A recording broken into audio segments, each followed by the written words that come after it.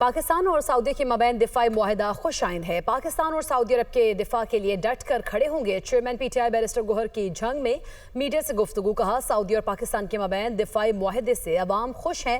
پاکستان کا دفاع مضبوط ہاتھوں میں ہے۔ علی امین گنڈاپور حاتم طائی ہیں۔ پنجاب سمیت سیلاب زدہ علاقوں کے لوگ امداد کے منتظر ہیں۔ پنجاب کی عوام نے ہمیشہ لوگوں کی مدد کی، آج پنجاب خود امداد کا منتظر ہے۔ سیلاب زدہ علاقوں میں قرضے اور ٹیکس معاف کیے جائیں، چھوٹے زمینداروں کو بلا سود قرض دیے جائیں، ایجوکیشن فیس اور بجلی کے بلوں میں رعایت دی جائے۔